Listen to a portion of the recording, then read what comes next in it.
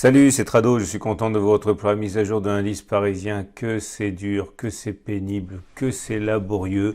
En séance, on gagnait encore 2,5% par rapport à la clôture de la veille. Regardez, hein, on a clôturé ici, on est monté jusqu'à ici 2,7, 2,8%, mais ça n'a pas tenu et on termine encore une fois très benoîtement, très petitement sur 0,57%. Quand ça veut pas, ça veut pas. Et la résistance qu'on a signifiée ici à 4731, 4736, eh bien, cette résistance continue à s'avérer implacable. La bonne nouvelle, on va dire, c'est qu'on s'approche du support journalier des 4556, 4595, où sont regroupés des acheteurs qui vont défendre, au moins pour la forme, ce niveau. En deuxième rideau, les 4480, 4504. Alors, j'aimerais vous montrer quelque chose par rapport à la vague de Wolf, parce que ça je l'avais expliqué, mais comme d'habitude c'est compliqué les vagues de Wolf, donc on m'a redemandé des explications, et comme ça pourrait nous intéresser à très court terme, ça vaut la peine. Alors regardez un petit peu. J'ai déjà expliqué, la vague de Wolf, vous avez trois sommets alignés, qu'on va appeler 1, ici, 3, ici, 5, ici. Le 5 peut dépasser la ligne 1, 3, mais il doit au moins atteindre les extrêmes 1, 3. Donc comme ça, c'est valable. Vous appelez 2 et 4 les creux intermédiaires. Donc 2 et 4, ça nous donne 1, 2, 3, 4, 5 et 6, qui est le point de contact entre 1, la ligne 1, 4. Et attention, le point 4 doit être situé dans l'amplitude 1, 2. Ok, donc vous voyez, 4 est là et on est bien entre 1 et 2. Okay, et j'avais expliqué que c'était une vague de Wolf, j'avais expliqué qu'il y a deux objectifs. Il y a l'objectif principal qui est effectivement le ralliement, c'est ce qu'on appelle le point 6 de la demi-droite 1, 4. Et puis un objectif intermédiaire qui est généralement celui que je vise pour prendre mes profits, qui est le point 4. Alors, je dis pas que j'ai pris ce short, je dis simplement qu'en général, je prends une partie de mes bénéfices sur 4, et là, regardez, on devrait y être bientôt. Ce que je suis en train de vous expliquer, c'est que le calvaire pourrait bien s'arrêter sur le point 4, à savoir 1,5% plus bas. On risque d'y aller, et l'avantage surtout, c'est que si on est acheteur, si on veut acheter, donc si on a une attaque de cette zone, ok, eh bien, il est possible, à mon avis, et pourquoi pas le faire moi-même d'ailleurs, je vous dirai si je le fais, d'acheter sur ces niveaux pour parier sur le rebond. Alors, à titre personnel, je vais en parler tout de suite, sinon on va pas comprendre grand-chose. Mon stop pour mon setup Trado Bull, il est ici à peu près à 5430. C'est pour ça en fait que j'avais pris ce niveau-là, 5400. Donc, je m'autorise à ce qu'on aille rallier l'objectif numéro 1 de la vague de Wolf avant de rebondir. C'est pour ça. Donc même si mon setup Trado Bull est pour l'instant perdant, mon stop loss étant à 5430, c'est toujours dans les clous. Alors j'en profite, là je digresse complètement. J'ai eu pas mal de mails me disant mais Trado, tu es en train de perdre une fortune avec ton setup Trado Bull à 4730. Non, pas du tout, parce que je reviendrai plus tard sur le graphe journalier, mais j'ai pris à 4700 à peu près mon setup Trado Bull. 4700 c'est ici.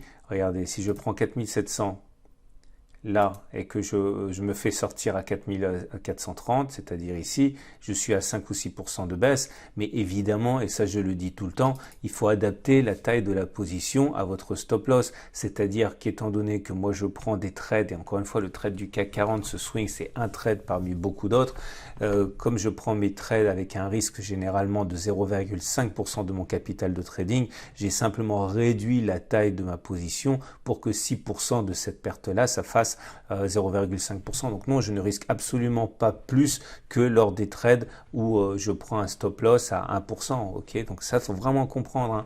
Sinon, vous allez perdre beaucoup d'argent votre carrière de trader si vous comprenez pas ça. Donc je reviens à mon graphe journalier. Je suis désolé pour cette digression, mais je pense que ceux qui veulent acheter justement, ça c'est le trade acheteur, le swing acheteur. Alors, nous avons également quasiment atteint l'objectif du drapeau baissier. Vous savez qu'il est rare que les drapeaux baissiers atteignent leur objectif théorique, c'est-à-dire la hauteur du mât reportée sur le haut du canal de consolidation. Voilà, ça donne ça. Bon, on y est presque, hein, on va sans doute le faire de toute manière. Et ça, c'est suffisamment important pour le signaler. J'aimerais également mentionner que nous avons au niveau du setup, on va passer aux éléments techniques. Hein. Ah non, pardon, les chandeliers japonais. Les chandeliers japonais, c'est intéressant parce qu'on a une configuration qui est rare et qui est très, on va dire, efficace. Hein. C'est 3 corbeaux noirs, c'est-à-dire 3 bougies rouges avec des ouvertures qui se font dans le corps précédent, mais des clôtures qui se font en dessous de la bougie précédente. Ok, idéalement en dessous des mèches précédentes aussi. Hein. Et ça, c'est 3 corbeaux noirs, ça veut dire normalement qu'on n'a pas fait les plus bas. Donc tout ça, ça milite pour effectivement rallier ce dont je parlais tout à l'heure. Alors si vous avez, regardez, les éléments purement techniques, moyenne mobile à 7 jours, moyenne mobile à 20 jours, et Bollinger inférieur, je vous avais expliqué que on avait eu un setup Tradobull ici. Ce setup Tradobull, je l'ai pris sur une bougie entière hors bande de Bollinger parce que généralement ça veut dire que on n'est plus trop loin de la fin du rebond technique. Ça a fonctionné ici, hein. On est allé chercher la réintégration des bandes de Bollinger, puis on est cherché la M7. Moi j'espère vraiment, pour l'instant cette position elle est perdante, mais pas de panique, hein. Moi je le répète, hein, mon stop il est à 4430 à peu près. Il risque de sauter, hein, j'en sais rien, hein, ce qui va se passer, mais en tout cas pour l'instant ça tient.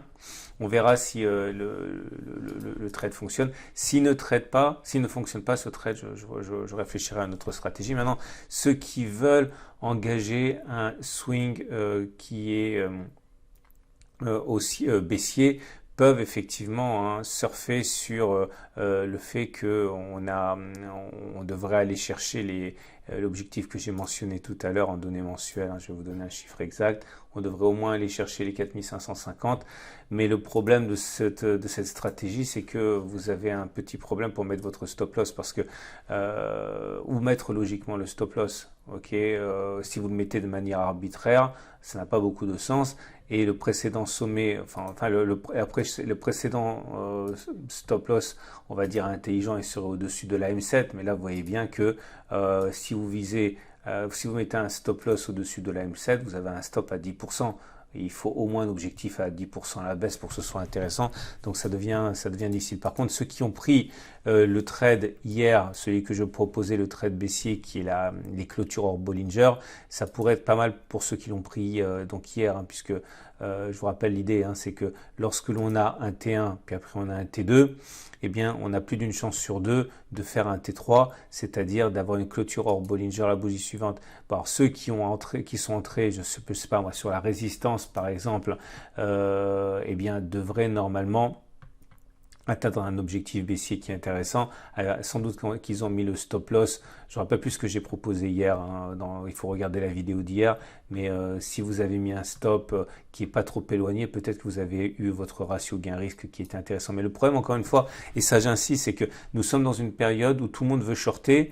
Ok, mais si vous shortez, si vous spéculez à la baisse, il faut mettre les stop loss à un endroit où ça soit intéressant. Alors acheter c'est dangereux parce que vous êtes contre la tendance,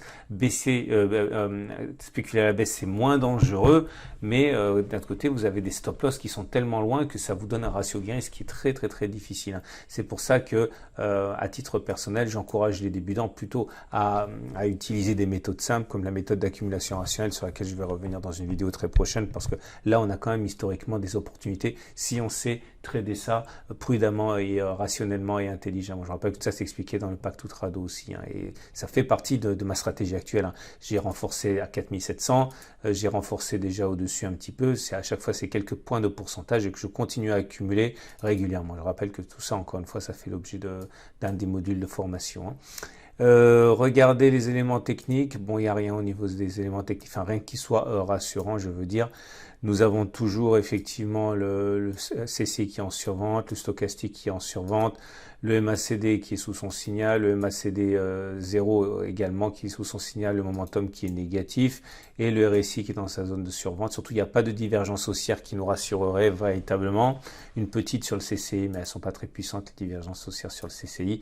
Par contre, ce qui est intéressant, c'est que les volumes décroissent depuis 3 séances, c'est-à-dire qu'on baisse mais avec des volumes descendants. Ça veut dire quoi? C'est-à-dire qu'il y a de moins en moins de vendeurs. Ça veut dire quoi? Ça veut dire que Ceux qui voulaient vendre à ce niveau de prix ont déjà vendu. Il reste relativement moins de personnes qui veulent vendre. Alors attention, c'est par palier, hein. Si on fait suffisamment mal à quelqu'un, au bout d'un moment, il craque aussi. Donc si les volumes recommencent à augmenter fortement avec une forte chute, on se rapproche de la capitulation et ça, ce sera intéressant pour un signal de hausse. Mais pour l'instant, on va dire que pour ce seuil de douleur actuel, il y a de moins en moins de personnes qui veulent vendre. Il faudrait vraiment quelque chose d'irrationnel, entre guillemets, hein, pour vraiment paniquer tout le monde et assister à une augmentation des volumes qui, encore une fois, signerait peut-être le début de la capitulation, qui signerait également éventuellement la reprise de la hausse. Je reviendrai demain sur tout ça parce que sans ça faire une vidéo qui est trop longue, qui va être assez indigeste.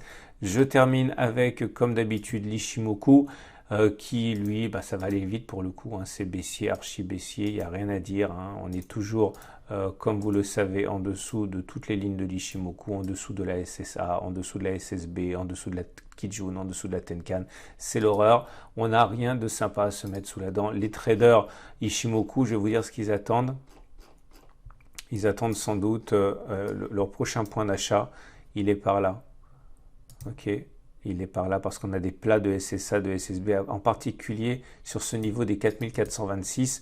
On devrait avoir quelque chose. Ça me fait penser d'ailleurs que je vais peut-être en tenir compte pour baisser de 5-6 points mon stop. Je vais me mettre en dessous, je pense à voix haute ici parce que 5 points ça représente rien sur mon stop loss, mais ça peut effectivement me permettre de me mettre les traders Ichimoku de mon côté.